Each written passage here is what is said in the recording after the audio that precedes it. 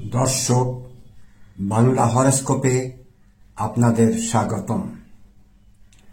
আমার আজকের আলোচনার বিষয় বন্ধুত্ব কত রকম হয়। তার আগে একটি কথা বলে নিচ্ছি। আপনাদের স্ক্রিনে একটি হোয়াটসঅ্যাপ নাম্বার দেখতে পাচ্ছেন। এই নাম্বারে আপনারা আমার সাথে যোগাযোগ করতে পারেন গণনার বিষয় নিয়ে। যারা আগামী নির্বাচনে অংশগ্রহণ করবেন বা রাজনৈতিক ব্যক্তিত্ব আছেন, তারাও আমার কাছ থেকে পরামর্শের জন্য যোগাযোগ করতে পারেন। একটা কথা মনে রাখবেন, এই নম্বরে কোনো কল রিসিভ করা হয় না। এবারে মূল আলোচনায় আসছি। বন্ধুত্ব কি? খুব ছোট কথা। বন্ধুত্বের মূল্যায়ন আমরা করি না, করতে পারি না। কেন পারি না? মাঝখানে নিজেদের স্বার্থ চলে আসে। বন্ধুত্ব কত রকম। ছাত্র জীবনের বন্ধুত্ব, একটি ছেলের সঙ্গে একটি মেয়ের বন্ধুত্ব, বাবা মায়ের সঙ্গে সন্তানদের বন্ধুত্ব। বন্ধুত্ব অনেক রকম আছে।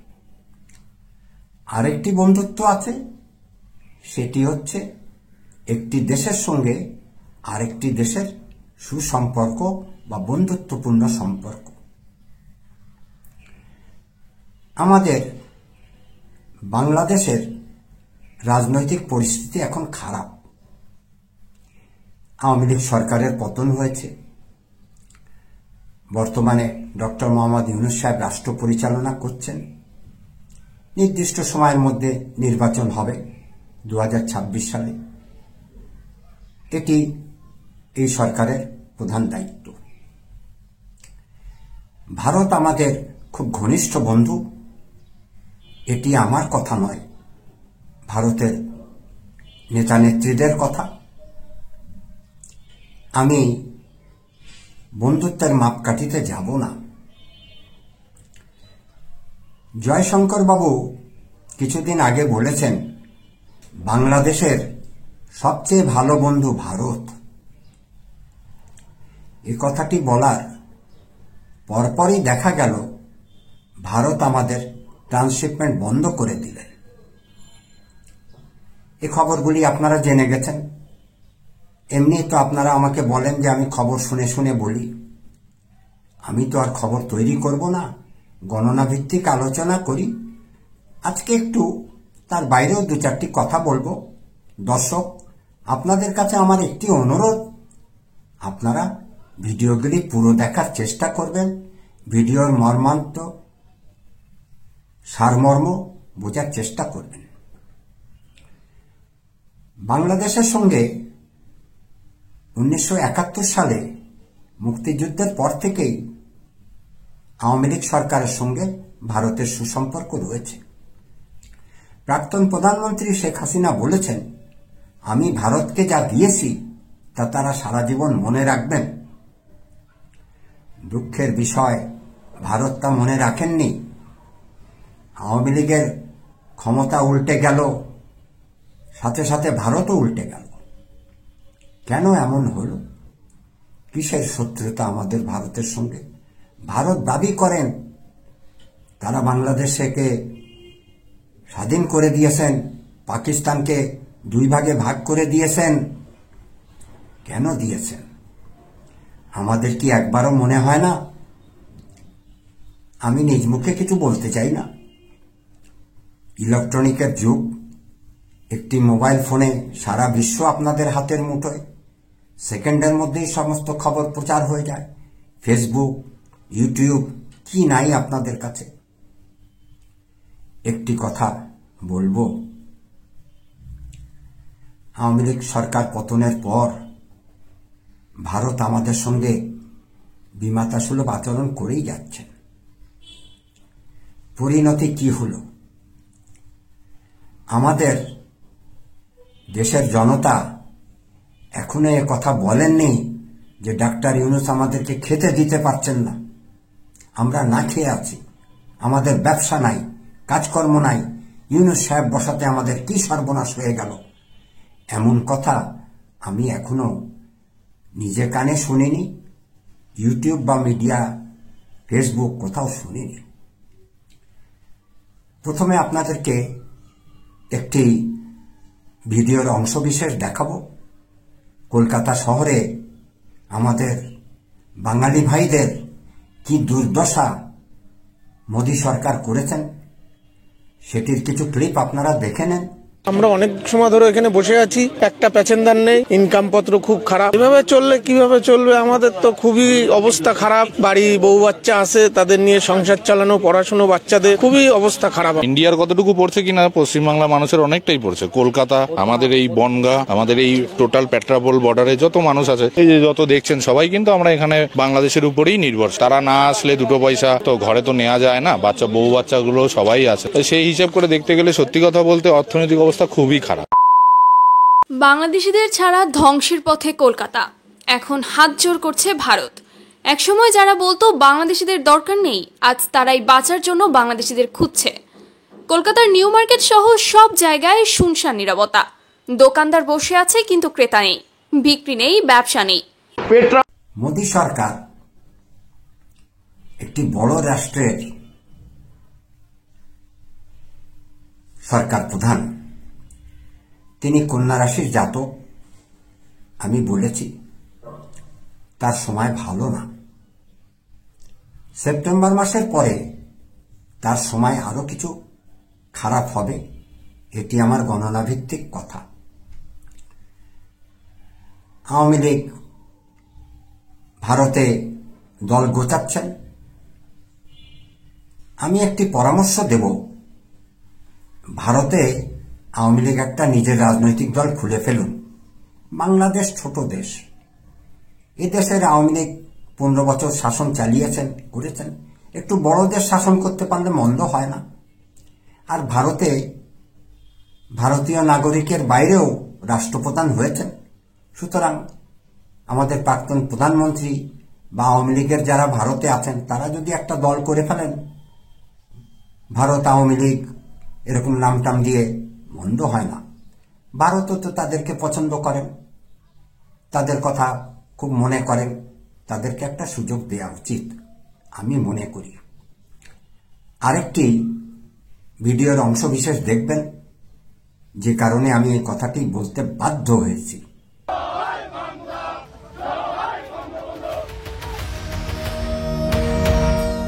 মনে করুন ভারতের বিধানসভা নির্বাচন চলছে।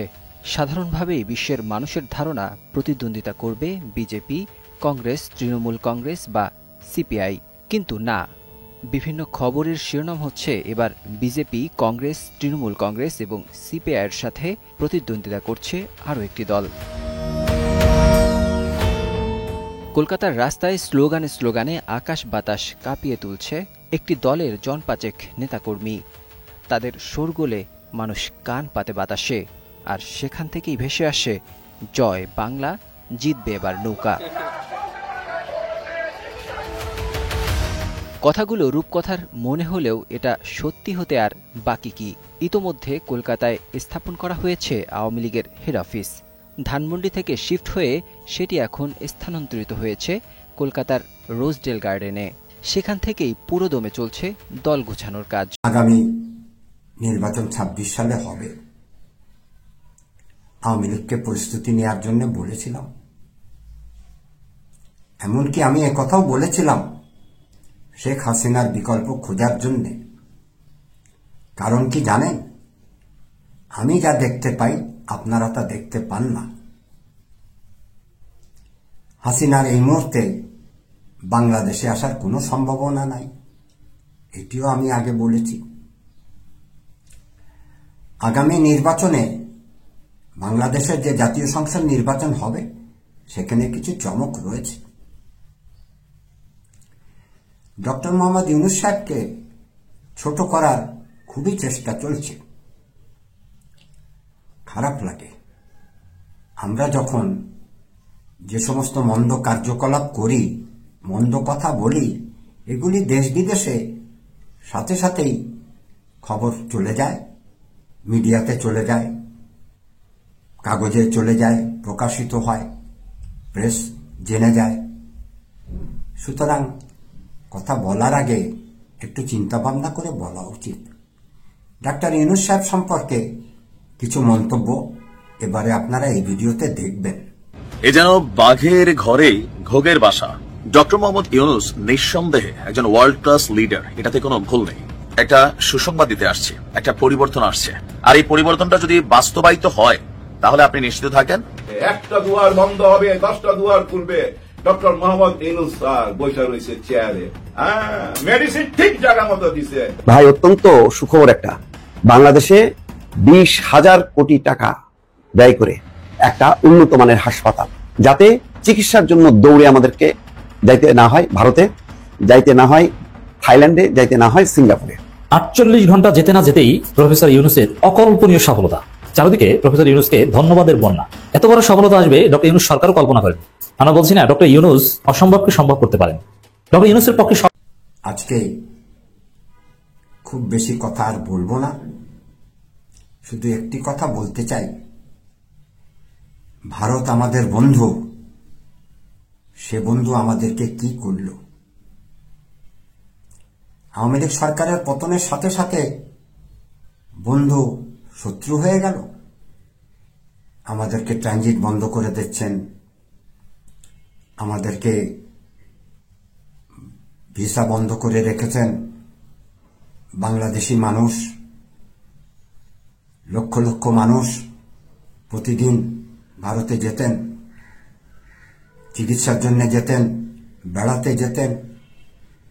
কলকাতার মানুষদের সেখান থেকে কিছু আয় রুজি রোজগার হতো। এমনকি বেনাপোল বর্ডার, পেট্রাপোল বর্ডারে যে সমস্ত ছোট ছোট ব্যবসায়ীরা আছেন, কেউ মানি এক্সচেঞ্জের ব্যবসা করেন, কেউ একটু হোটেল খুলে বসেছেন, কেউ একটু বাস সার্ভিসের সঙ্গে জড়িত, সবার পেটেই মোদী সরকার লাথি মেরেছেন। এমন লাথি মেরেছেন, তারা কি বলছেন সেটিও আপনারা ভিডিওতে দেখেন, শুনেন। আমাদের দেশের কি হবে? আমাদের দেশের চিন্তা বাদ দিয়ে মোদী সাহেব নিজের দেশের কথা চিন্তা করুন। তার সময় ভালো না। এখানে আমি একটি গণনার কথা জুড়ে দিচ্ছি। তিনি 2029 সাল পর্যন্ত ক্ষমতায় থাকতে পারবেন না। তার আগেই তিনি ক্ষমতা থেকে পড়ে যাবেন। তার জায়গায় কে আসবে সেটিও আমি জানি, এই মুহূর্তে সেটি প্রকাশ করলাম না। আগামী কোনো ভিডিওতে সেটি বলবো। মোদী সাহেবের নিজের সর্বনাশ তিনি নিজেই ডেকে এসছেন। ভারতে এখন রাজনৈতিক পরিস্থিতি উত্তপ্ত হচ্ছে। মুসলমানদের ওয়াকফ নিয়ে একটি মামলার রায় হয়েছে, সেটি নিয়েও তর্ক বিতর্কে আছে। ভারত বাংলাদেশ সম্পর্কে সবচেয়ে যে মিথ্যাচারটি করেছেন সেটি হচ্ছে সংখ্যা লঘুদের উপর অত্যাচার। বাংলাদেশের ভেতরে অভ্যন্তরে একটি গন্ডগোল পাকানোর চেষ্টা করেছিলেন, সে চেষ্টা তাদের সফল হয়নি। শেষমেশ তারা আমাদের ব্যবসা বাণিজ্য বন্ধ হয়ে যাক এটি চান। ভারতের জমি যা ভারতের ওপর দিয়ে ভুটান, নেপালে আমাদের ট্রানজিট হয়, সে সুবিধা তিনি বন্ধ করেছেন। আমরাও ভারতের ট্রানজিট বন্ধ করে দেব হয়তো। কি হবে? এটি কি নাম বন্ধুত্ব? এমন বন্ধুত্ব থাকার চেয়ে না থাকাই ভালো।